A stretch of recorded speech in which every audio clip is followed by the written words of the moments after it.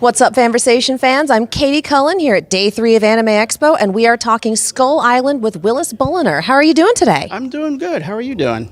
Doing all right. Day 3, things are starting to calm down a little. Just a little bit? Just a little bit? This convention is never calm. So tell us a little bit about your role on Skull Island. I was the supervising director, so kind of the head of creative from the Powerhouse Animation Studio. Okay. And it was kind of my job to work with the episode directors and the supervisors to kind of break down the scripts and work on the storyboards and a lot of the backgrounds and art and things like that. That we would then send to animation, working with our outsourced partners. And so just kind of the head of the creative on that. So you were making sure all the pieces fit together every step of the way? Yes, very much so.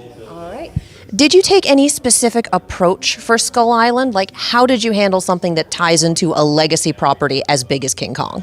It was one of those things where I just kind of had to be as open as possible, because coming into it, working with Legendary, it's definitely a thing where I definitely wanted as much input as possible to make sure that I wasn't stepping on anything in any inappropriate kind of way and being as true as we could to the property. And so, yeah, it was just kind of being as open as I could. All right. And what does Skull Island bring to the franchise? What is unique about this particular property? So this particular property takes place kind of in between the Skull Island movie and the Godzilla vs. Kong movie. So I like to think of this as kind of a little insight into some of the characters and their lives within that time period, and kind of a look at what Skull Island was and who Kong was in that time period. So just kind of a little peek inside. Yeah, so bridging the gap between the two. Yes, absolutely. Okay. Is there any Easter eggs, any deep lore cuts, anything you put in there for like the gung-ho Kong fans?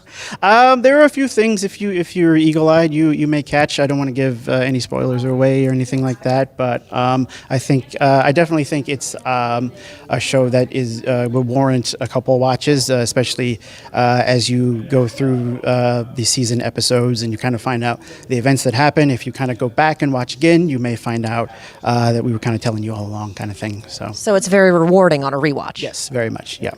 Would you recommend it to people who hadn't seen either movie? Is this a standalone as well? Yes, I think it works very well as a standalone. I think it's a good entryway into the MonsterVerse and those franchises if you're not familiar with them. Okay. What was your favorite aspect of working on the show? What did you really enjoy? I really enjoyed the comedy of the show.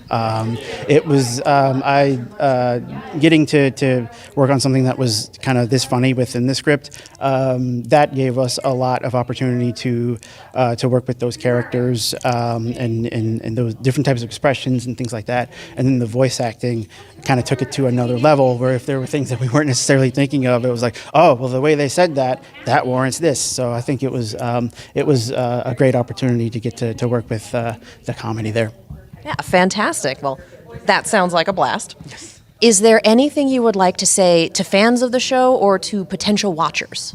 I think that this show is very much a labor of love.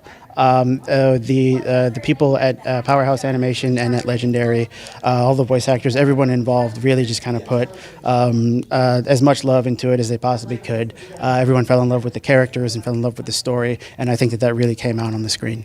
All right. Well, thank you so much for talking with me today. Thank you very much. Appreciate it. Yeah.